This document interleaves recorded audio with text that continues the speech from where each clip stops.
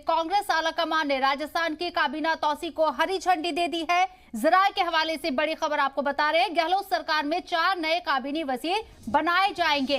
इसके साथ ही 3 वजीर ममलिकत और मौजूदा वज़रा के कमलदानों में भी तब्दीली के इशारे मिल रहे हैं। सचिन पायलट ग्रुप के लीडरान को काबीना में जगह मिल सकती है। गुज़िश्ता 1 साल से पेंडिंग है ये पूरा मामला, और अब ये बड़ी खबर सामने आ रही है कि राजस्थान की काबीना तौसी में को लेकर हरी झंडी दे दी गई है। जराये के हवाले से बड़ी खबर। आसिफ इकबाल हमारे नुमाइंदे मौजूद है, बात करने के लिए उनका रुख करते हैं। आसिफ, राजस्थान का जो मसला है काबीना तौसी को लेकर हरी झंडी दिखा दी गई है। जराये के हवाले से खबरें सामने आ रही हैं, कैसे इसे समझे?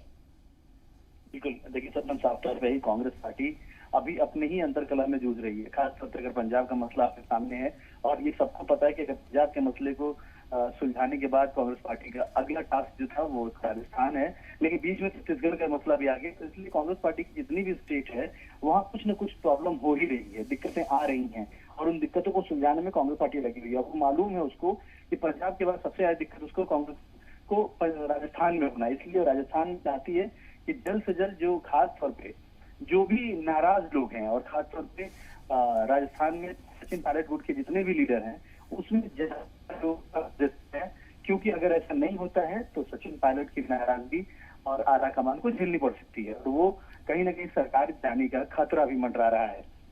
और ये कांग्रेस पार्टी को बेहतर मालूम है सबनम कि अगर समय रहते चीजों को नहीं ठीक किया गया तो परेशानी में पड़ सकती है। इसीलिए 1 साल से जो मामला लटक रहा था, अब उसमें तय हो गया कि 4 कैबिनेट मंत्री और 3 राज्य मंत्री, तो 7 मंत्रियों को जल्द से जल्द उनको शपथ दिलाया जाएगा।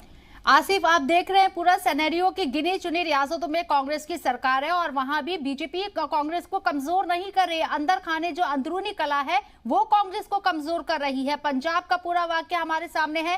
राजस्थान में रह रहकर सचिन पायलट जिस तरीके से आवाज उठाते रहते हैं अशोक गहलोत सरकार के खिलाफ, और अब पूरे मामले को शांत करने के लिए आलाकमान की तरफ से ये कोशिश है। आपको लगता है कि राजस्थान का मसला इसके बाद पूरी तरीके से सुलझ जाएगा?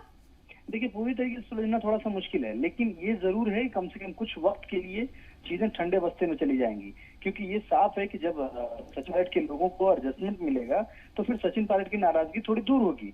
लेकिन ये कह पाना कि पूरी की पूरी नाराजगी दूर हो जाएगी और फिर सब कुछ ठीक हो जाएगा, ऐसा कहना थोड़ा मुश्किल है। लेकिन ये जरूर है कि उन लोगों की नाराजगी दूर करने की जो कोशिश और कवायद की जा रही है आला कमान की तरफ से, वो कहीं ना कहीं से अमली जामा पहनने के बाद थोड़ी राहत जरूर मिलेगी।